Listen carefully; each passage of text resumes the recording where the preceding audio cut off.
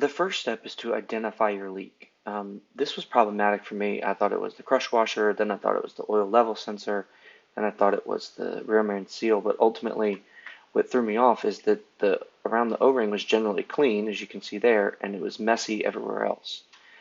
So if you're seeing oil down around your oil level sensor and stuff like that, it kind of creeps. So it is likely your dipstick O-ring.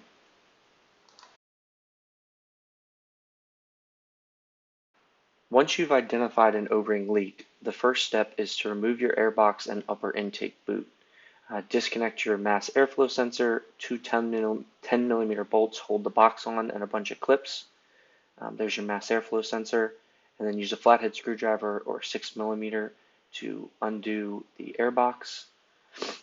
And then the upper intake boot is also held by a flat screwdriver or a 6 millimeter bolt.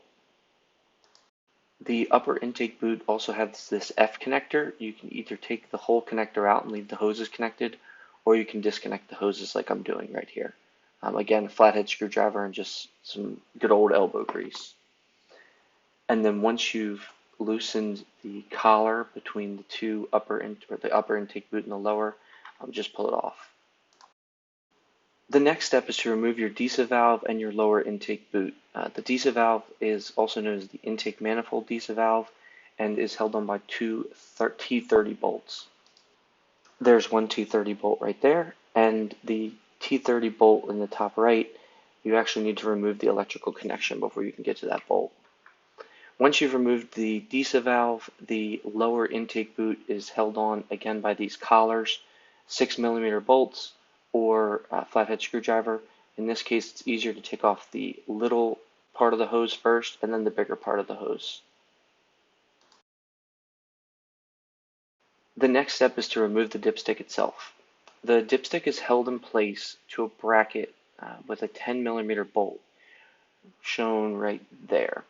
Once you've removed that bolt, you have enough play to actually, basically break the dipstick loose by pulling it toward the front of the car. And at that point, there's a hose attached to the back of the bracket that you'll need to take off. So there's the 10 millimeter bolt. There's the bracket and the hose that needs to be unclipped. And then once you bend it forward, unclip it, you can take the entire hose out. This is a bit of a tedious process, but it's not difficult. And then as you can see, there's another rubber hose that connects to the crankcase ventilator. And that can just be taken off with a flathead screwdriver. Once you have removed the flexible hose that goes to the CCV, you should be able to pull the entire dipstick out. As you can see, my O-ring is not there. It was stuck in the actual pan, so I had to go fish it out. The next step is to replace the O-ring and then reinstall the dipstick. Replacing the O-ring is absolutely the easiest step. There's the O-ring. I'll put a link to it down below. I used some silicone grease and slid it right onto my dipstick. Good to go. So once the O-ring is back on the dipstick, you want to attach that CCV hose right there, and then the whole apparatus is going to click into that housing shown there. Some people are able to just kind of push the dipstick into the housing and you can feel it click. I could not do that. Maybe I needed to put a little bit more silicone grease, but either way, I used a 2x4 and a rubber mallet and kind of knocked it in, and I could feel it kind of click into place. Once it clicked into place, I reinstalled the 10 millimeter bolt so that it wouldn't wobble and put the hose connection back on the back of the bracket. If this has been helpful for you, please consider subscribing, and or buying me a beer. Thank you very much. The last step is just to put it all back together. So in the correct order, the lower intake boot, then the DISA valve. Each of the T30 will be at 7 foot-pounds. Don't forget the electrical connector.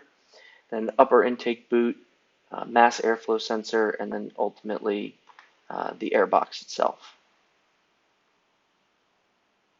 When you do the upper intake boot, do not forget the hoses that go to the F connector or the F connector itself. I definitely did that the first time and got a bunch of error codes.